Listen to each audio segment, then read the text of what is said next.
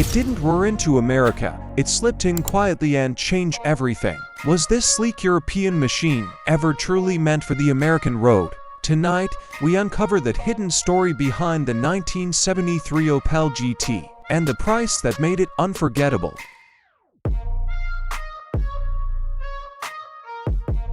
In the late 1960s and early 1970s, America was obsessed with power. Muscle cars dominated highways, V8 engines ruled the culture. But across the Atlantic, a different philosophy was taking shape: lighter, simpler, more balanced. The Opel GT was born in Germany, but its destiny was tied to America. Backed by General Motors, Opel wasn't just exporting a car, it was exporting a strategy, a European sports coupe priced for the everyday American. And that changed everything. But here's the twist: its price wasn't just affordable, it was disruptive.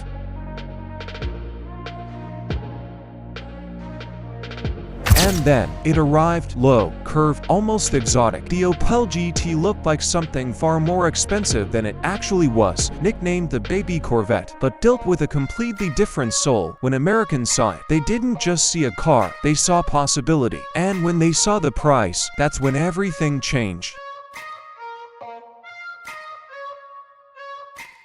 The design was bold but disciplined. No excess, no aggression, just pure form. Inspired by curves, not muscle. The long hood, the tight rear, the signature pop-up headlights. Every line was intentional. Compared to American cars of the time, the Opel GT felt different, more refined, more European. It didn't try to dominate the road, it invited you to experience it. But design alone doesn't sell a car, price does.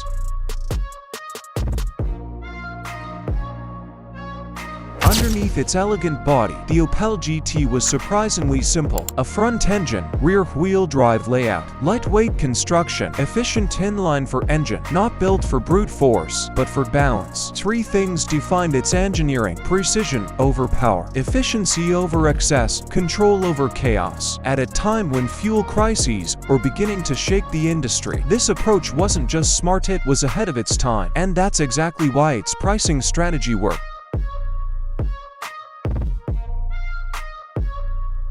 Step inside, and everything feels intentional. No distractions, no unnecessary luxury, just driver and machine. The cockpit wraps around you, low seating position, clear gauges, direct feedback. It wasn't about comfort alone, it was about connection. In a world chasing bigger and louder, the Opel GT offered something rare: focus.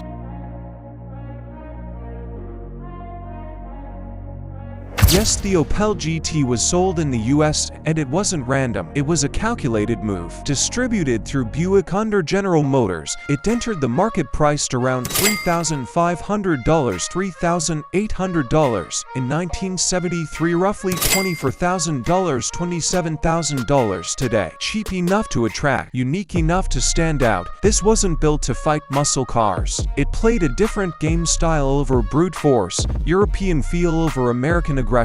The real question isn't availability, it's whether the market was ready for something that didn't fit the mold. Today, the Opel GT isn't just a car, it's strategy in motion. It saw the shift early: smaller, efficient, driver-focused long before the market caught up.